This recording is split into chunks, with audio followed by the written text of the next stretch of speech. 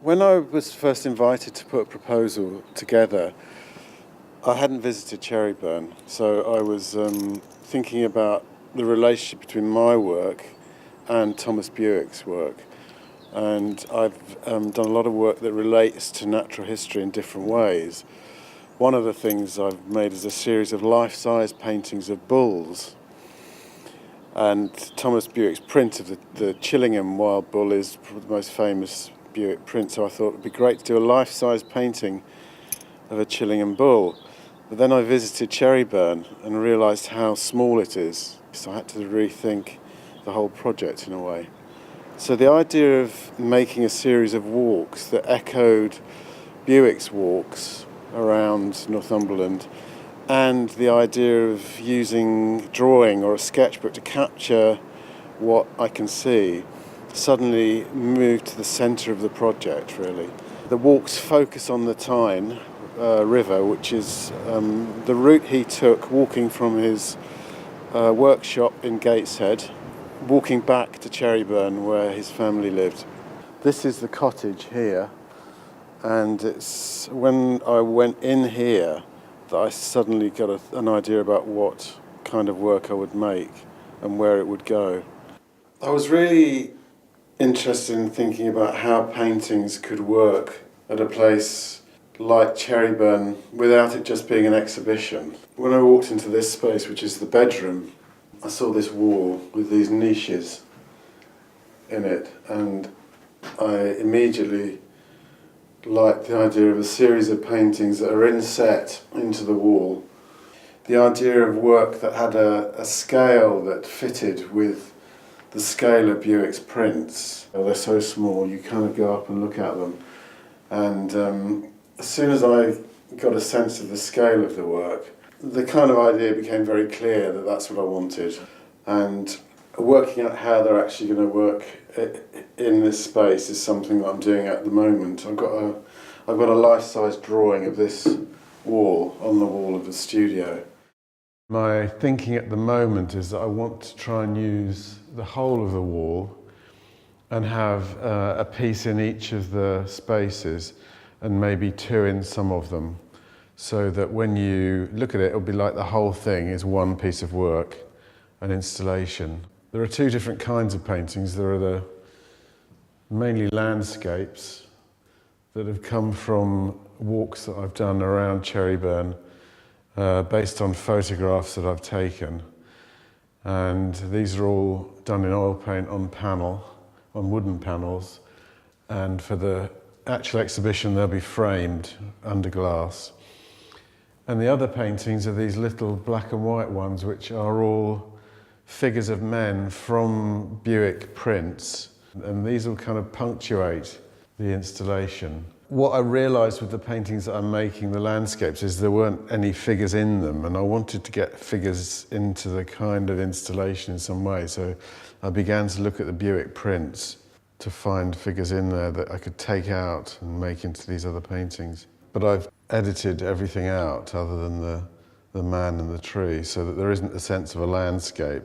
It's more the sense of these men falling through air, clinging onto the one thing that they've got to help them survive. And I'm particularly interested in the range of marks that he used in a print to describe different surfaces. These are some photocopies that I printed out of sections of Bewick prints enlarged. And his original prints are tiny. They're very small, very difficult to kind of see this amount of detail. But when you look into them, you get this incredible sense of the range of marks that he used to describe different surfaces. I think there's a kind of incredible sophistication about the way he did this, which is not necessarily easy to pick up from looking at the original prints. So what I've done is blown these up, and I have them around me when I'm working. So this would be a section here, a section of a photograph, which I used to make one of the paintings. And things like the wooden slats and the way that relates to the fences over here, those are the kind of things I'm picking up when I'm making the paintings. So the paintings always refer back to the prints in one way or another. It's a very enjoyable and interesting process for me making the paintings like this, because I'm starting with the photographs and then kind of working away from them towards the prints. And I want the paintings to have this sense of being very much of things that are existing in the landscape and the places around Cherryburn now, but somehow reflecting a kind of idea of the past. I'm really interested in how our experience of the countryside, if you like, the landscape, even though it's something that's happening at a particular moment because you're walking through it, is nevertheless determined by images of the landscape, historical images of the landscape, paintings, the way it's been looked at in the past, the way it's been framed in the past. All of those things come together in this odd mixture of new experience and nostalgia and memory, you know. And I think painting does have that kind of, can do that. It can kind of make those things work. What's interesting reading the biography of Buick is how much his work is connected to his sense of himself and his family. In a sense, his biography is kind of wrapped up in the work that he made.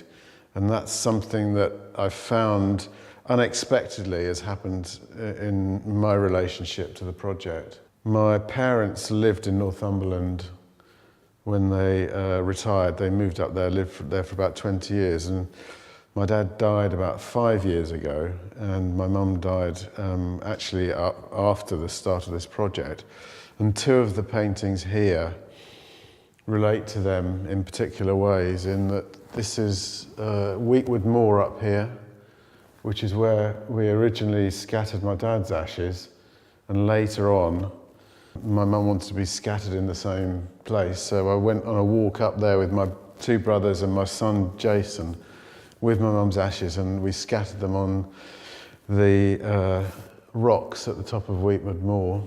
And this painting here is based on a photograph I did after we'd scattered on my dad's ashes, and I went into this place called Happy Valley, which is near Wooler, and I walked out into the middle of the river, took the photograph of the tree, and always felt I wanted to use it to make a painting with at some point.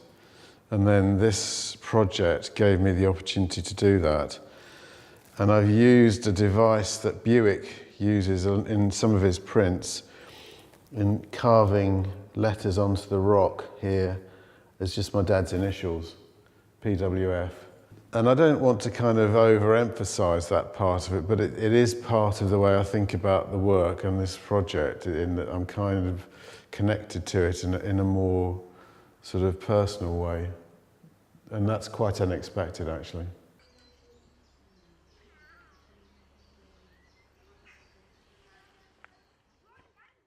I'm really pleased with the installation. I think it looks like it's supposed to be here, and it looks like it's been here for a long time, and that's how I wanted it. I wanted it to be a very sort of a benign intervention.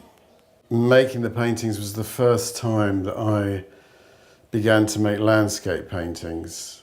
My work in the past has looked predominantly at museum collections, but underpinning it is the idea of the specimen, if you like, the archetype. What interested me about this was taking that same idea out and to look at it in terms of heritage. And one of the things it kind of opened up was this, the idea of painting being able to operate within a space that's the product of someone's subjective or individual experience, but it also opens itself up to people experiencing it in a much more of a communal way, a communal understanding or idea of the landscape, and that really interested me. So some of them are very much in the kind of convention of historical landscape paintings, like the Hanging Swing, whereas others are of things that are conspicuously now. And I wanted it to be like a map, but not a map of an actual place, more like an emotional map of the different walks that I've made around Cherryburn, through Northumberland, and I wanted the titles to be on these battens that support the wall, and I wanted them to be like street names. So this becomes like a kind of map of a journey around these different places.